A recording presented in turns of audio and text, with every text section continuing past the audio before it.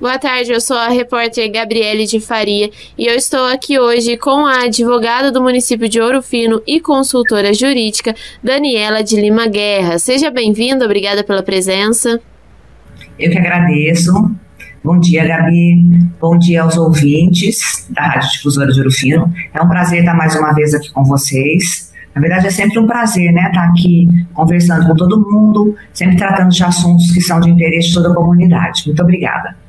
Bom, a gente vai falar hoje sobre políticas públicas, mas antes da gente começar nesse assunto, eu queria que você se apresentasse um pouco, Daniela, passe aí um pouquinho da sua área. Tá. Eu sou advogada, né, advogada também do município há 20 anos, sou assessora jurídica, hoje eu assessoro a Casa de Caridade de Ouro Fino, sou advogada também, advogada privada, e eu pesquiso política pública. Na verdade, eu pesquiso política pública de saúde e tenho ampliado um pouco essa pesquisa acerca de política pública e democracia. Política pública e democracia, eu quero falar um pouquinho sobre esse assunto, né? Acho que hoje a gente vai conversar um pouquinho sobre isso, sim, né? E explicar o quão importante isso é para todo mundo. Tá ótimo. Políticas públicas nada mais são do que planos de ação. E nos seus estudos aí, no seu dia a dia, como que você vê que essas políticas elas estão se apresentando tanto no âmbito municipal como estadual, federal? Exatamente isso, bom você ter explicado. São planos de ação. E por serem planos, elas têm que se desenvolver de formas diferentes daquilo que a gente normalmente vê, né? Elas são desenvolvidas em ciclos, né? Esses ciclos, eles têm, em tese, teorias para serem desenvolvidas. É importante que as pessoas entendam isso, como é que funcionam esses ciclos, né? O planejamento desses ciclos, porque não é simplesmente eu falar assim, eu quero desenvolver determinada política, e aí eu mentalizo isso e falo, vou implementar determinada política. Não é assim, né? Existem técnicas para que elas sejam implementadas. Só que vai além disso, né? Uma política pública, dentro de um Estado democrático de direito, para que ela seja implementada e ela seja efetivamente democrática, ela tem que passar por ela tem que ter uma participação popular, né? E eu pesquiso isso. De que forma que uma política pública ela é efetiva? Ou o quão efetiva essa política pública tem que ser? Ou quão democrática essa política pública é? Ou ela deveria ser? E a partir dessa perspectiva é que as minhas pesquisas se desenvolvem. Porque sob determinada perspectiva, uma política pública, ela é democrática ou não? Uhum. Porque se eu não olho sob essa perspectiva, uma política pública, ela não é democrática, ela só é imposta, né? E aí eu não tenho... porque nós tratamos, né, dentro da academia e dentro das pesquisas e dentro também de debates, né, dentro do parlamento até mesmo, o que é democracia, né? Nós vivemos dentro de um Estado realmente democrático? Qual o nível de democracia qual o percentual de democracia nós temos hoje? Uhum. Então é importante que a gente fale sobre isso. Talvez ninguém hoje questione isso. Nós falamos sempre isso. A gente vive num Estado democrático. Será? Bom, quando a gente fala em políticas públicas, a primeira coisa a se pensar é a identificação de um problema. Você falou que nós temos, né, um ciclo de políticas públicas, que deve ser seguido esse ciclo, e também que ele precisa seguir de acordo com a democracia, não vai partir da vontade da pessoa, de um capricho, mas sim de uma identificação de um problema que o município, que o Estado está vivendo e está passando.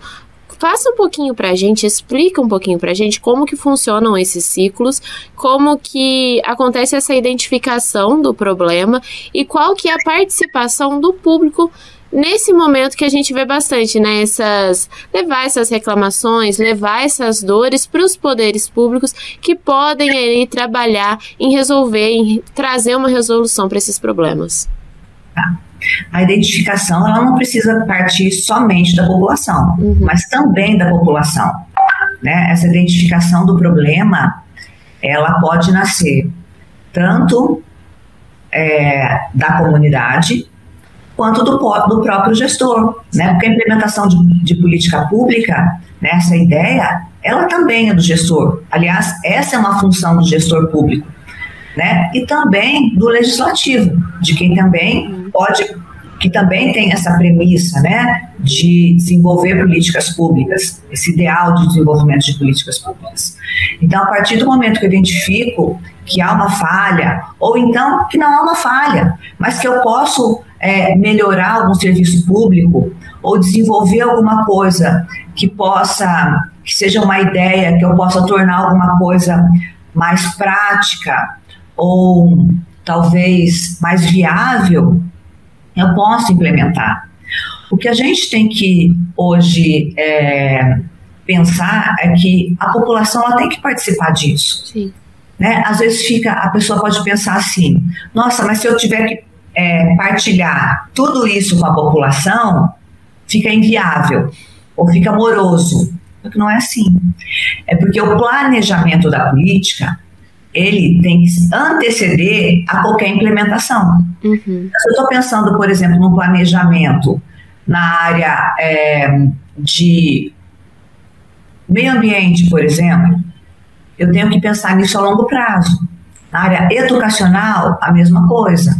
É planejamento, política pública é planejada. Então, por isso ela tem um ciclo. Hoje se discute muito na área de política pública, eu estou falando em ciência política, sobre a nossa ausência de uma teoria de política pública, né? Nós temos até uma autora conhecida, chamada Maria Paula Dallari Bucci, que pesquisa isso, que essa ausência de uma teoria, ela causa muita debilidade na hora de implementar políticas, porque aí cada um faz do jeito que quer. Então, em função disso, às vezes as pessoas falam assim, se não tem nenhuma teoria, eu faço do jeito que eu quero, e não é assim. Existe um ciclo a ser desenvolvido. E a importância desse ciclo é que eu chamo a comunidade a partilhar. É lógico que tem determinadas coisas que eu falo assim, não, isso aqui é urgente, eu vou lá e implemento. Mas quando eu tenho uma política séria, eu chamo a população para participar.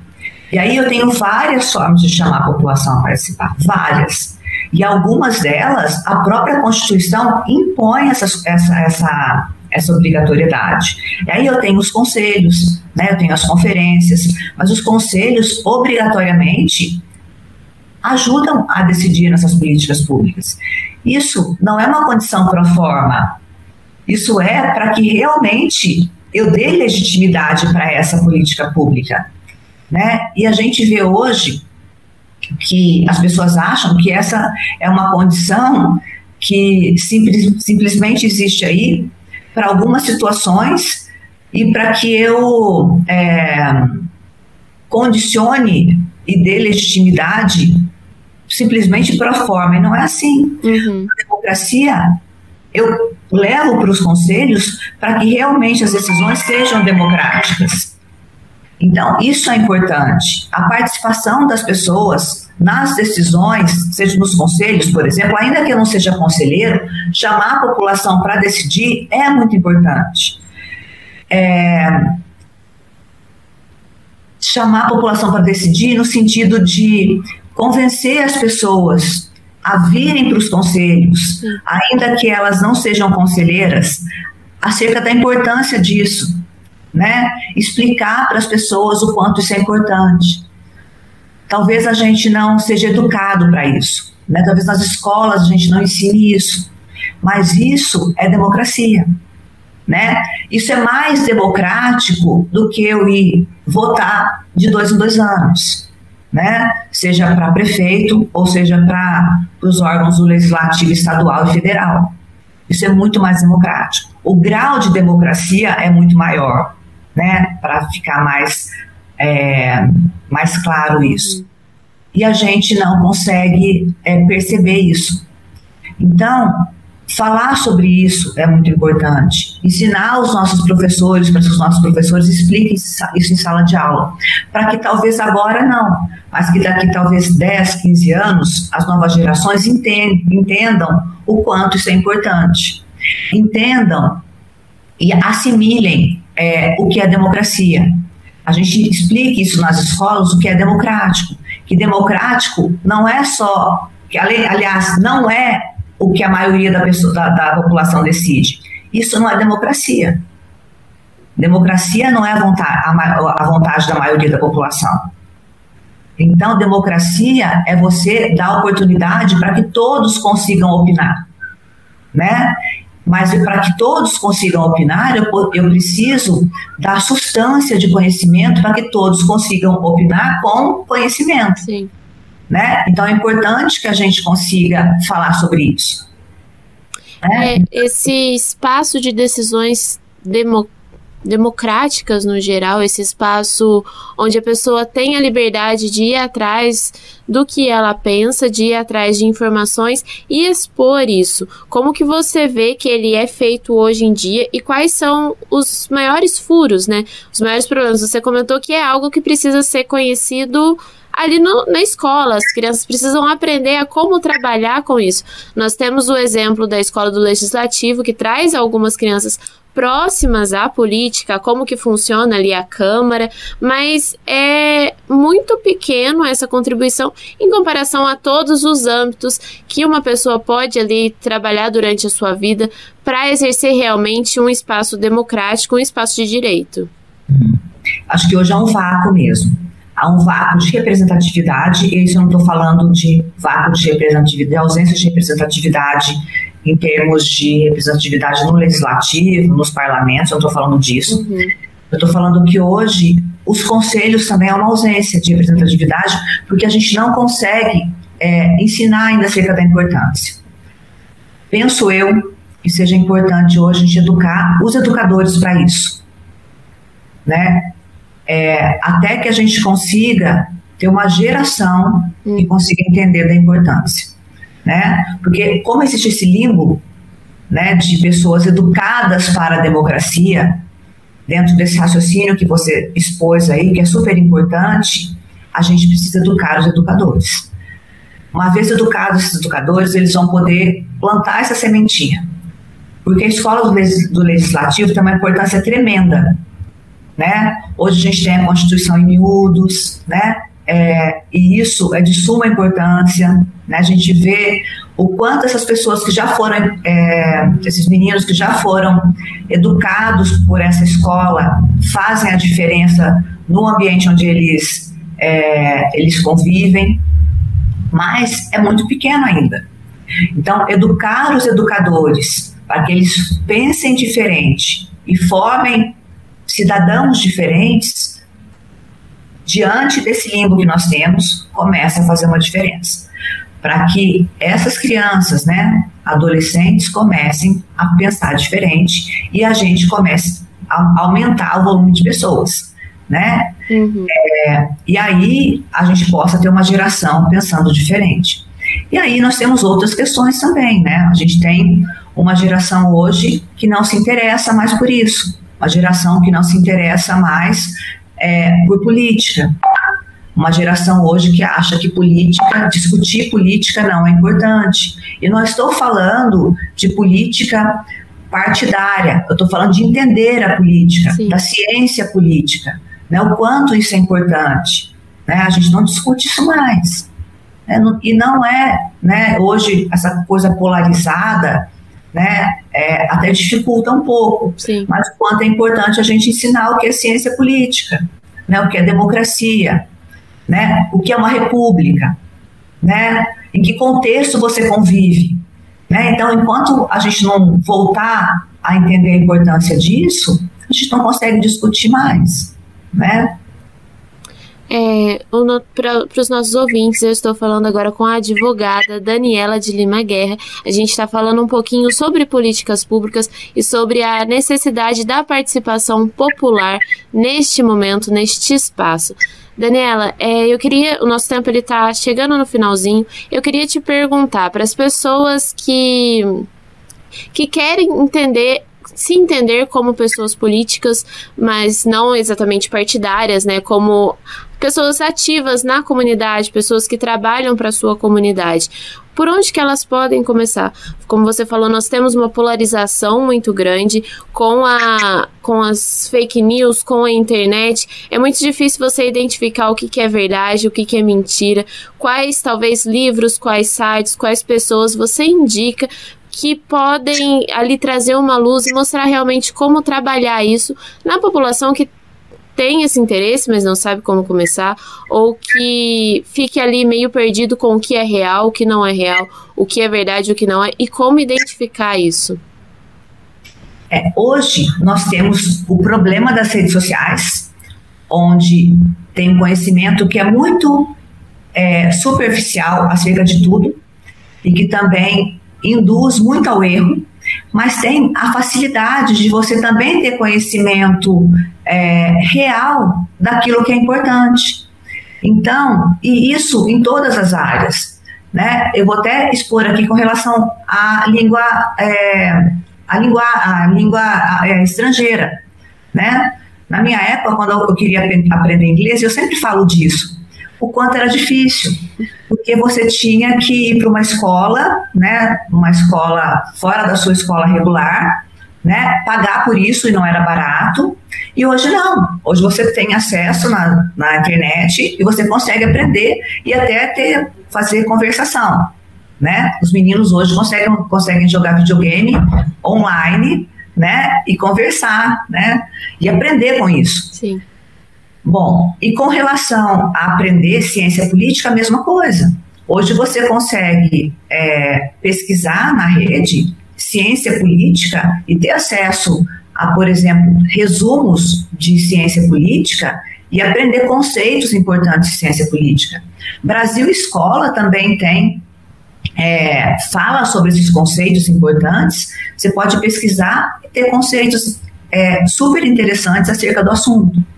Né? O que não dá para fazer é você pesquisar sites de conceito comum, né? Você também pode ler artigos científicos a respeito, né? Para quem se interessa por uma coisa mais aprofundada. Agora, o que eu não concordo são com esses debates, né, dentro de redes sociais acerca de qualquer assunto, de qualquer forma, né? Mas existem sites confiáveis, né? Sites informativos, e as pessoas sabem, né? Fica complicado aqui também de eu ficar indicando, né? Mas existem sites confiáveis, né? Brasil Escola, sites de autores mesmo, posso citar aqui Lênin Streck, que escreve sobre isso, é pesquisador de ciência política e teoria do Estado. Pessoas podem pesquisar, né? A pessoa que está interessada, quando ela começa a jogar em ciência política, aparece uma série de autores, né? E aí ela vai ver, nossa, isso aqui está muito complicado para mim, eu vou pesquisar um talvez que seja mais acessível, né, dentro daquilo que eu quero entender, né? Tem uma série de autores que eu consigo entender. E depois tem vídeo, né, videoaulas, né? Hoje é muito interessante, você aprender hoje é muito acessível, né? Bom, o nosso tempo está chegando no finalzinho. A minha última pergunta para você é em relação a essa participação popular num âmbito menor, porque as pessoas podem começar de uma forma não tão grande, né? Porque quando a gente fala em Estado, parece algo muito longe, muito difícil, mas a participação popular em política, ela pode começar ali no próprio bairro, numa associação de bairro. Como que isso funciona na sua visão como advogada, como estudiosa dessa questão? Uma coisa que a gente sempre fala, o Estado acontece dentro do seu município, né? O seu município, o seu Estado, o quintal é o seu quintal, é o seu município, é aqui que a política acontece, né? seja assistindo às suas reuniões aqui da Câmara dos Vereadores, participando dessas reuniões, seja indo até a Câmara Municipal, seja assistindo porque a Rádio Difusora transmite, sim, seja participando, os conselhos municipais também comunicam os dias das reuniões. Se você tem interesse realmente, você vai saber os dias que tem essas reuniões. O Conselho Municipal de Saúde tem reunião, o Conselho Municipal de Assistência Social tem reunião, o Conselho Municipal dos Direitos da Criança e do Adolescente tem reunião. Então, se você se interessa por alguma área, você sabe onde buscar. Você chega aqui na prefeitura, as pessoas vão te falar assim, olha, tal dia tem reunião, né, dentro daquela área que seja a sua área de interesse. Como você bem disse, as associações de bairro também têm reunião. Participe, seja participativo, porque ir à rede social e reclamar é muito fácil, né? Agora, é legítimo só reclamar? Não, né? Aliás, eu entendo até que um cidadão que só reclama não tem legitimidade nenhuma para reclamar, né? Se você não sabe o que acontece, você não tem legitimidade para reclamar, né? Você só tem legitimidade para reclamar quando você entende realmente a dinâmica daquela política, a dinâmica daquele local, a dinâmica daquele ambiente de poder. Se você não entende, a chance de você estar fazendo uma reclamação que não é viável, que não é real, é muito grande, né? Até porque a maioria das pessoas que conhece como realmente funcionam não vão às redes sociais para fazer reclamação. Elas vão realmente no local onde realmente é o local de reclamação para poder se posicionarem, né? Eu acho muito complicado isso. E eu aqui, gente, não tô fazendo isso para tirar a legitimidade disso, sabe? Eu só estou falando que é muito fácil, né, você ir só à rede social para poder reclamar, né? E aqui eu estou falando isso porque na rede social tudo fica muito mais fácil, né? Você não dá a cara a tapa, né? Então, assim, quando você tem uma reclamação de alguma coisa e você vai até aquele ambiente, você fala assim, e você protocola alguma coisa, aquilo realmente fica ali, você fala assim, eu quero reclamar, eu quero protocolar uma reclamação. Aquilo, se você realmente entende do que vai acontecer, é assim que você vai proceder. Sim. Né? Bom, eu agradeço a sua presença, Daniela. O nosso tempo ele chegou ao fim. Eu quero deixar esse momento aberto para você fazer suas considerações finais. Tá. Primeiramente, eu queria agradecer mais uma vez o espaço da Rádio Difusora. Eu quero aqui salientar a importância desse espaço, né, que sempre é concedido para as pessoas, para a população, né, a importância da Rádio Difusora para a comunidade urufinense ao longo de todos esses anos, e falar conclamar aqui, né, que as pessoas participem efetivamente dos espaços decisórios, principalmente comparecendo aos conselhos, né, ainda que seja só para dar ideias, né, ainda que elas não possam votar, mas deem ideias, participem dos conselhos, participem das conferências, compareçam às audiências públicas, né, compareçam às reuniões da Câmara Municipal, deem ideias, né, então assim, usem o que a gente tem hoje das redes sociais, onde as informações são muito mais acessíveis, para poder comparecer aos locais onde as decisões acontecem. Então, fica aqui, né, a minha sugestão, né, como cidadã, né, como pesquisadora da área, e mais uma vez quero agradecer a todo mundo, agradecer a Rádio Difusora, agradecer aos ouvintes, né, por me darem esse espaço de poder colaborar aqui com a comunidade. Muito obrigada. Eu te agradeço, o Espaço Livre vai ficando por aqui. Acompanhe as programações em difusororofino.com.br.